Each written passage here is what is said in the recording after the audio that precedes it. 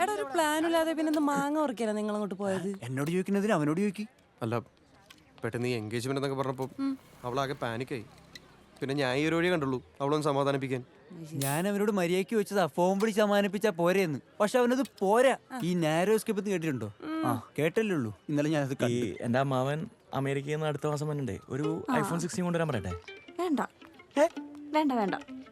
നിങ്ങൾ ഇത്രയും റിസ്ക് എടുത്തോടെ കേറി. ഞാനേ രാത്രി വിളിക്കാം. ഓ വേണ്ടേ. നീ പറയുന്ന പോലെ ഷടപടയിൽ നടക്കുന്ന കാര്യമല്ല. അവന്മാരെല്ലാരും കൂടി അടപടലങ്ങ് പോരും. പിന്നെ ഞാൻ അവളെ കൊണ്ട് ഇവിടെ പോകും. എടാ, അവൾ അവിടെ ഇത്രയും ആൾക്കാരോട് ഒറ്റക്ക് ഫൈറ്റ് ചെയ്തോണ്ടിരിക്കുക. അതാ ഞാൻ ഈ പറയണേ. അളിയാ നീ അളിയ ഇന്ന് വൈകുന്നേരം കളിയുണ്ട്. ഷാനെ ആ ഏതാണോ കൊച്ചു? ആ അത് മുതലാളിയുടെ റഡാർ കിട്ടിക്കാണില്ല. നീ രാവിലെ ജോയിൻ ചെയ്താ പ്രിയ. ഞാനിപ്പോ വരാട്ടാ. പ്രിയ ഹായ്. ഹലോ. പരിചയപ്പെടാൻ പറ്റിയില്ല. ഞാൻ സാമല്ലേ, എനിക്കറിയാം. ആളെ പറ്റി അത്ര വെടിപ്പ് റിപ്പോർട്ടല്ലല്ലോ മൊത്തത്തില്. യോ അവിടെ സ്ഥിരം നമ്പർ തന്നെ. അമേരിക്കയിൽ അമ്മാവൻ. ആ സതീഷും വല്ലതും പറഞ്ഞായിരുന്നു. ആ പക്ഷെ ഞാനത് വിശ്വസിച്ചിട്ടില്ല. ആ അപ്പോ പ്രിയ ആണല്ലേ സതീഷിനൂടെ US ഓൺ സൈറ്റിൽ പോണല്ലേ? Chicago. Are you done for the day. ഒറ്റയ്ക്കാണ്? ഞാൻ വേണമെങ്കിൽ കൊണ്ടുപോകട്ടോ? ഇല്ല സതീഷ്. ആ ഈ കോഴിയോ? കുറച്ച് വിന്റർ ക്ലോത്ത്സ് എടുക്കാൻ വേണ്ടി കൂടെ വരുമെന്ന് ചോദിച്ചിരുന്നു. പ്രിയ ആ പോവാ. ഓക്കെ.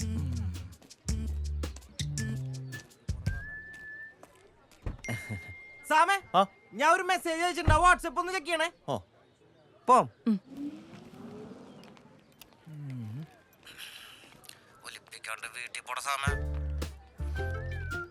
സതീഷ മയിലേ.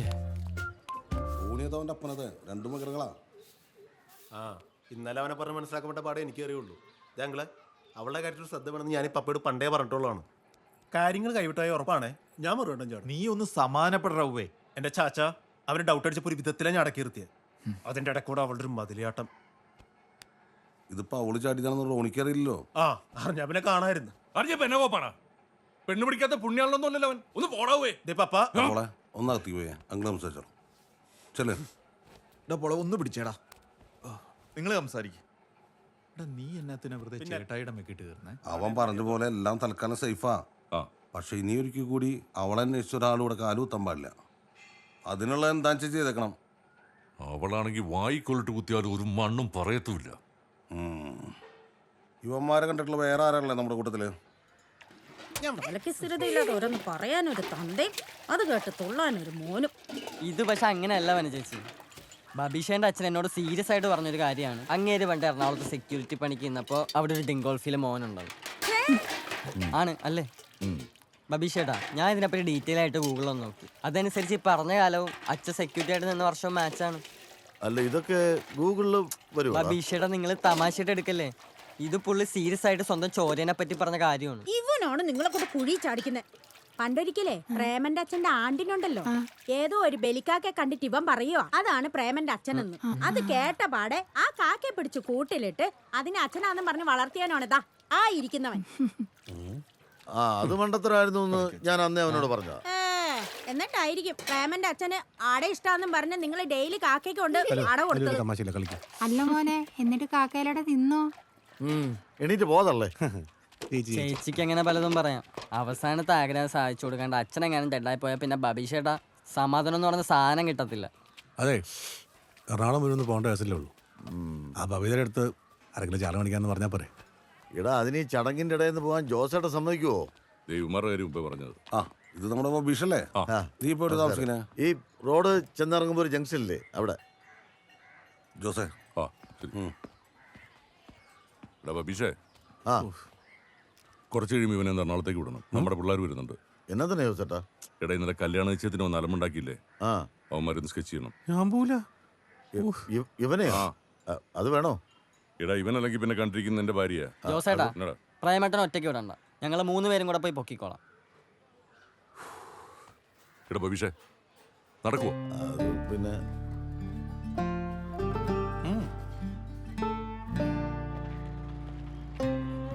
ये देखो, Rajeev Nambiar leads ANC to a stunning victory against drug lords.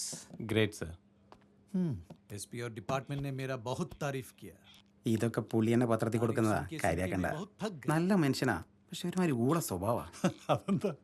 ഇതന്നെ വല്ലവരും ചെയ്ത പണീൻ്റെ ക്രെഡിറ്റ് എടുത്ത് ആളാവുക. പിന്നെ അല്പത്തരവും പിന്നെ കുറച്ച് സംശയരോഗവും. സംശയരോഗോ? പുള്ളിയുടെ വൈഫേ 10-200 ഫോളോവേഴ്സുള്ള ഇൻസ്റ്റാഗ്രാം ഇൻഫ്ലുവൻസറാ. അതുകൊണ്ട് പുറകെ നടക്കുന്ന കോഴികൾക്ക് ഒരു പഞ്ഞുമില്ല. ഇത്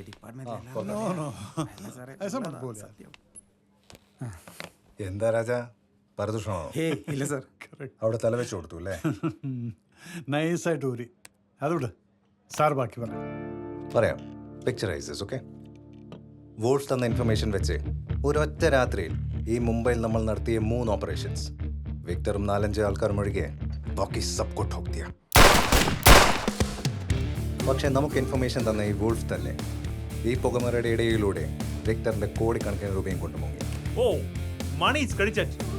പുള്ളിയുടെ പ്ലാനൊക്കെ പെർഫെക്റ്റ് ആയിരുന്നു. കഴിഞ്ഞ 6 മാസത്തിനുള്ളിൽ ഇഡിയുടെ റഡാറിലുള്ള എല്ലാ ഹവാല ഇടപാടുകളിലും ഒരു ടെക്കിയുടെ പ്രസൻസ് ഉണ്ടായിരുന്നു. Sanjeev is one of them. അയാളുടെ IT ജോബ് എല്ലാം ഒരു കവറപ്പാണ്. രാജ്യം വിട്ട് കഴിഞ്ഞാൽ പിന്നെ എവിടെ വെച്ചാണെങ്കിലും ഇയാൾക്ക് ആ പൈസ ക്യാഷ് ചെയ്യാം.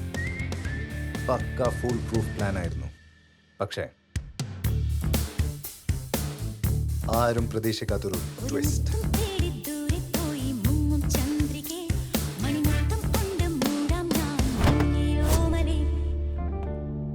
ചുരുക്കി പറഞ്ഞാൽ പാസ്വേഡും പോയി, പൈസയും പോയി. വിക്ടർ ആണെ കൊല്ലാനും നടക്കുന്നു, ലാപ്ടോപ്പ് ആണെ തുറക്കുന്നുമില്ല. ഇയാളിപ്പോൾ എവിടെ ഉണ്ടെന്നുള്ള വല്ല നോ.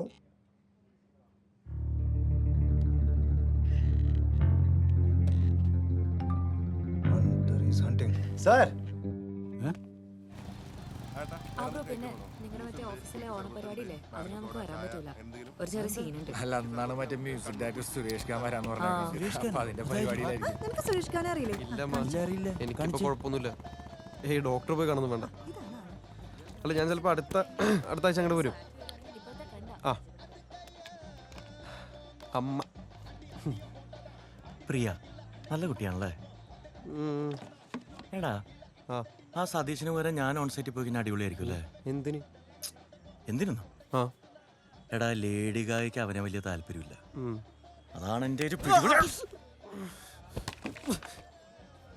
ഇത് തീർത്താ.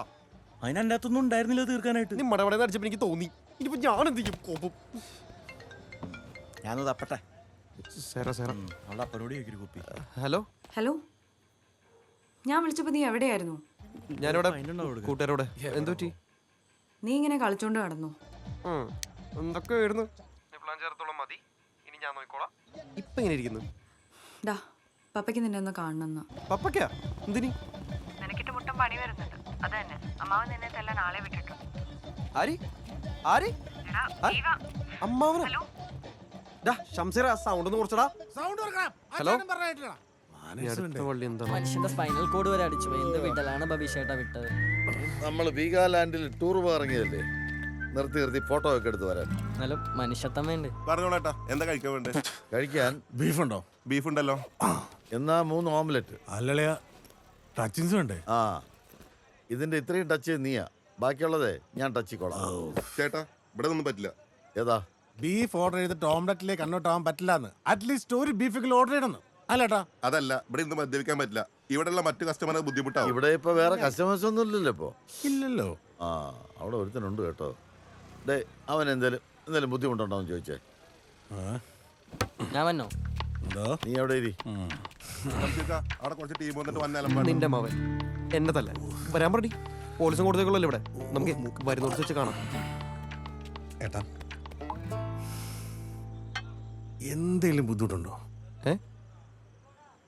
എന്തേലും ബുദ്ധിമുട്ടുണ്ടോ എന്ന് ചോദിക്കാൻ പറഞ്ഞു. പബ്ലിക്കലി മദ്യപിക്കുന്ന ഇരിക്കുന്ന കുട്ടിയെ.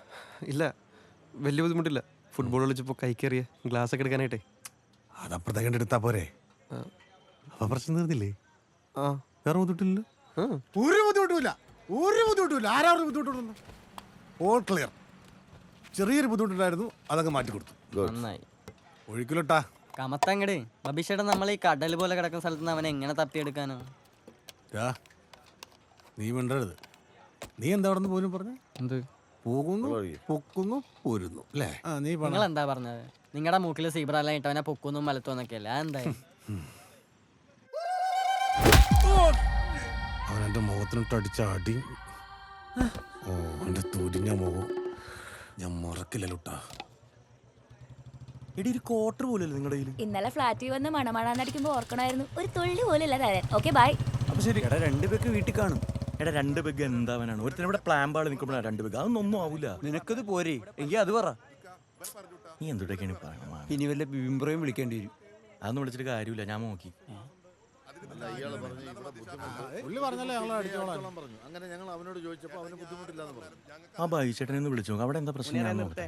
ഇവിടെ നിന്ന് മദ്യപിക്കാൻ പറ്റില്ല. ഇത് മൂഡ് കളഞ്ഞു. എന്താ പ്രശ്നം? ഇവിടെ ഇങ്ങനെ ഇരുന്നിട്ട് അടിക്കാൻ പറ്റില്ല. അത് പറഞ്ഞിട്ട് കേൾക്കണില്ല. ഞങ്ങൾക്കത് ബുദ്ധിമുട്ടാണ്.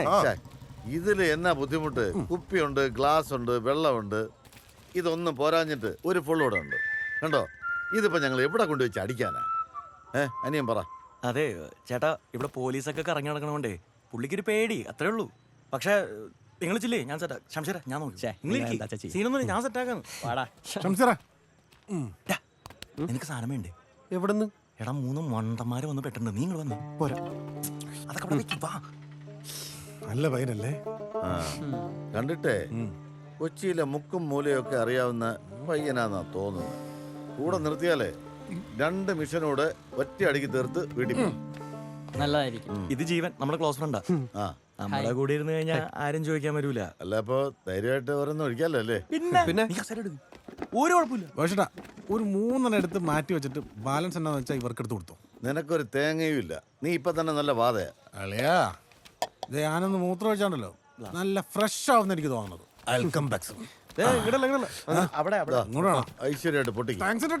ഞാൻ പൊട്ടിക്കണോ? എന്നാലും എന്റെ ബൈജേട്ടാ, നിങ്ങളെ കൊണ്ടൊരു പൈൻ്റ് എടുക്കാൻ പറ്റില്ല എന്ന് പറഞ്ഞാൽ അത് അൺബിലീവബിൾ. അവിടെ ആർക്കെങ്കിലും ചോദിച്ചു നോക്ക്. ആരും വെച്ച കാണൂല. ചോയ്ക്ക്. ഹലോ ബബിതേ, ഞാൻ ചാള പിടിക്കാൻ വേണ്ടി എറണാകുളം വരെ വന്നേക്കുക. ആ ഇല്ലല്ല,